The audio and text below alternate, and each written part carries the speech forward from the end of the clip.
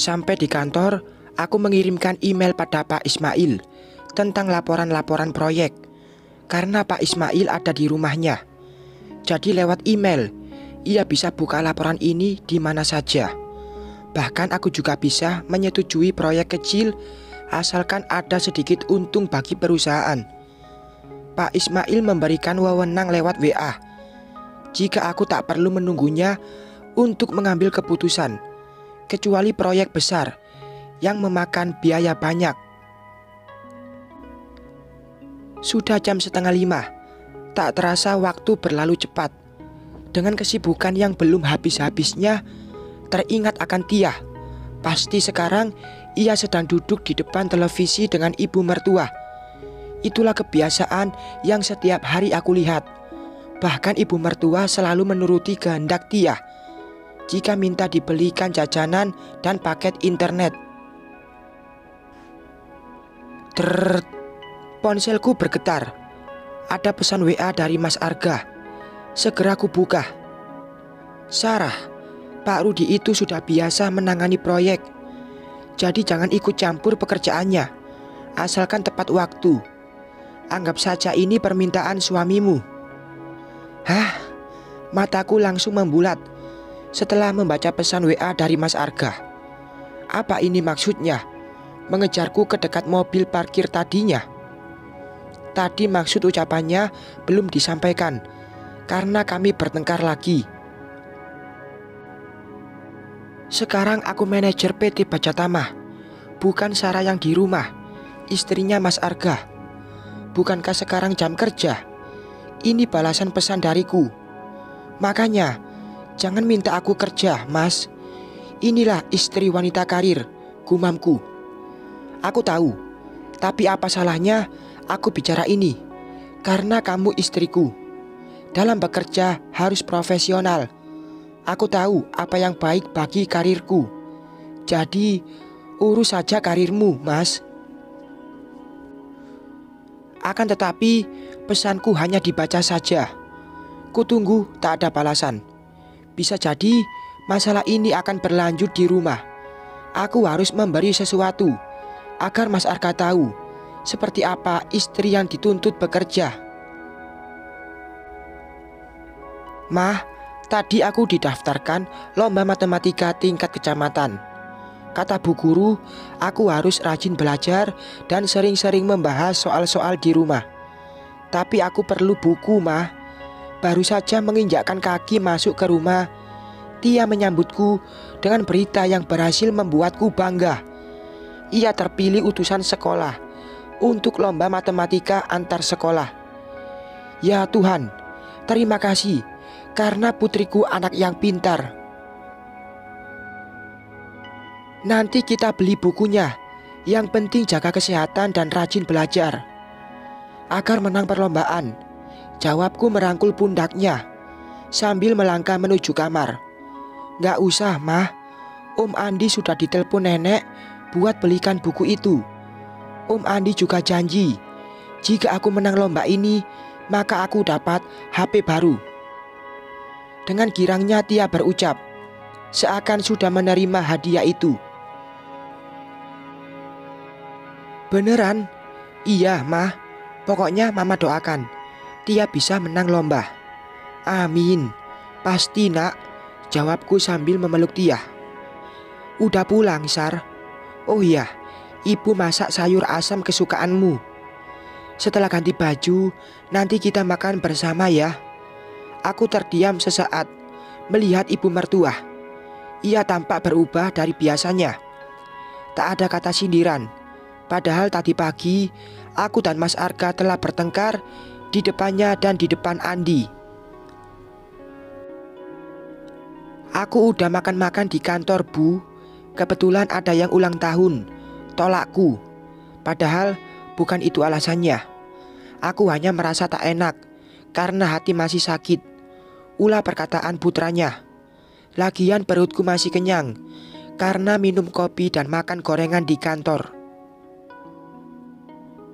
Kamu masih memikirkan masalah tadi pagi? Ini hanya salah paham, Sarah. Ternyata ibu mertua berusaha mendamaikan aku dengan putranya. Ibu, 2 tahun aku dijadikan tersangka. 2 tahun bukan waktu yang sebentar, jawabku dengan pelan. Aku berusaha tak mengeluarkan air mata. Dan ini sudah biasa. Setelah menerima sindiran, pengalaman membuat kebal. Mungkin inilah ungkapan yang tepat. Tia, bawa tas mamamu ke kamar. Nenek ingin bicara dengan mamamu, kata ibu mertua ke Tia. Mah, sini tasnya aku bawain. Lalu aku memberikan tas yang sedang dijinjing ke Tia. Dan ia berlalu menuju ke kamar. Kini aku dan ibu mertua sudah duduk di sofa ruang tengah. Arga putraku, sementara kamu menantu yang sudah kuanggap sebagai putri kandung. Jika uang masalah utama rumah tangga kalian, ibu ada solusinya agar kamu seperti dulu tetap di rumah. Hah? Apalagi solusinya? Ini bukan saja masalah uang, tapi masalah mulut putranya yang semena-mena. Akan ku beritahu apa yang Mas Arga ucapkan di kedai kopi, biar ibu mertua tidak selalu menyalahkan aku. Apa maksud ibu? Tanyaku. Ia tampak sedih. Kontrakan biar kamu yang olah. Ibu sudah punya uang pensiun. Umur pun juga sudah tua. Ibu ingin punya cucu lagi. Berhentilah bekerja. Jika Arga tak mencukupi kebutuhanmu, kamu masih punya sumber keuangan. Ya Tuhan, ini bukan hanya sekedar masalah uang, tapi sikap Mas Arga. Justru dengan masalah ini aku tertampar agar tetap menjadi wanita karir. Aku tahu, ibu mertua bukan orang jahat. Hanya saja tadi aku bertemu Mas Arga di kedai kopi karena mengunjungi sebuah proyek. Ibu tahu gimana Mas Arga? Ia dengan bangganya mengatakan, jika seisi rumah ini ia yang membiayai. Bahkan bukan hanya itu, orang tuaku dibilang kurang mampu hingga ia juga yang membiayai. Terus aku kerjanya hanya meminta dan menghabiskan 5 juta gajinya 2 minggu. Jika ibu di posisiku, apa yang akan ibu lakukan? Tidak ada jawaban. Ibu mertua hanya terpana dengan muka terkejut, tapi berusaha disembunyikan. Sangat terlihat jelas dari gelakatnya, karena tiba-tiba ekspresi berbeda. Bukan maksud ingin memperkeruh masalah, tapi aku harus membuka apa saja masalah sebenarnya. Bahkan dengan bangganya Mas Arga bicara depan teman-temannya. Sambungku. Ibu hanya diam saja. Bahkan tak ada sepatah kata pun terucap menanggapinya. Entah apa yang ia pikirkan. Aku hanya berusaha membuka sikap putranya yang selama ini menjadikanku tertuduh. Iya, Mas Arga suamiku. Tapi apa begitu? Sikap seorang suami yang baik dan rasa lelah hati mulai mendekap. Aku berdiam di kamar. Rasanya sesak jika terus melihat kesedihan ibu mertua. Permintaannya hanya satu, yaitu aku hamil lagi. Bahkan aset warisan dari bapak mertua rela diserahkan padaku, asalkan berhenti kerja. Hanya saja, kenapa ibu mertua tidak menyerahkannya pada Mas Arga? Ingin bertanya, tapi aku rasa itu sudah tak penting. Ibu kenapa sih? Aku baru pulang udah marah-marah. Aku udah banyak masalah di tempat kerja. Ibu malah ngomel terus.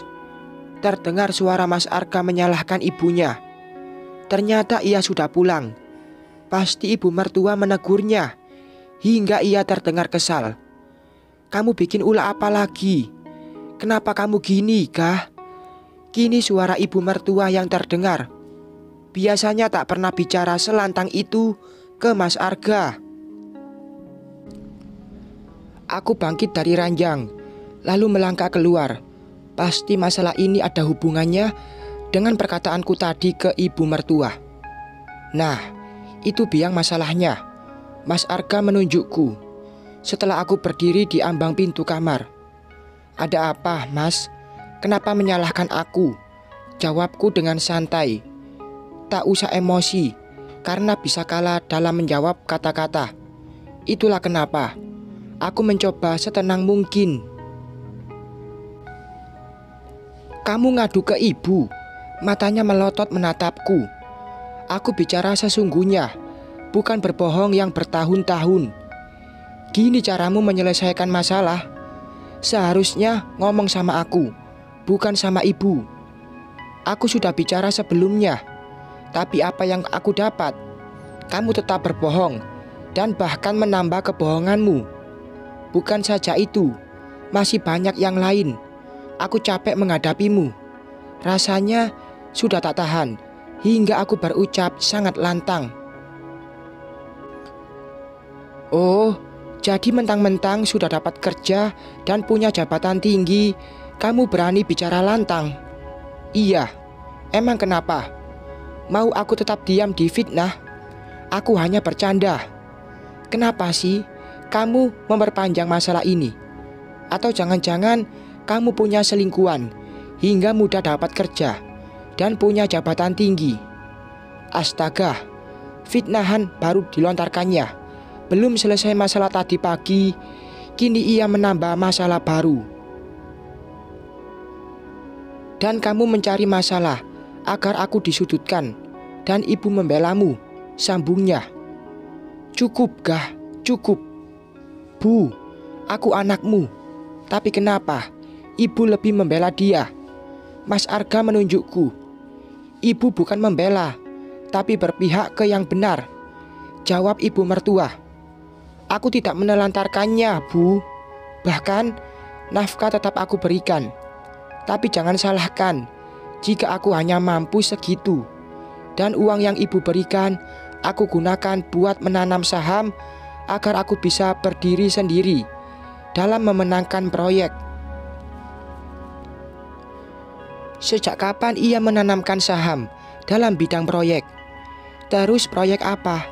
Masa cuma 3 juta bisa menjalankan proyek? Kecuali ia sudah mengumpulkan uang 3 juta sebulan dikali 2 tahun. Dan paling proyek kecil, seperti untuk memasang railing tangga, railing balkon dan lain-lain. Untuk rumah pribadi, di mana bahan-bahan berhutang dulu ke toko bangunan.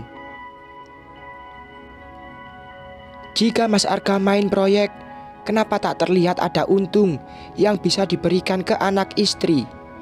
Ini saja aku minta uang buat keperluan sekolah Tia, malah memakai uang dari ibunya. Mau buat kebohongan apa lagi, Mas? Masih ada. Aku tidak bohong. Jika kamu tak percaya, ayo kita temui Pak Rudi. Ia temanku dalam bisnis ini. Bahkan rencananya kami akan membangun perusahaan baru bersama. 2 tahun loh, Mas, jawabku. Belum bisa percaya begitu saja. Ya, dan semua uang diberikan ibu, aku tanamkan buat itu. Jika kami berhasil, maka akan keluar dari pekerjaan sekarang. Tapi bukan begitu caranya. Kamu bisa bicara jujur, dan ibu akan bantu kah? Kapan perlu kita jual tanah warisan ayahmu? Tugas ibu mertua. Aku sudah minta dari dulu, tapi ibu bilang, itu untuk modal kuliah Tia nanti.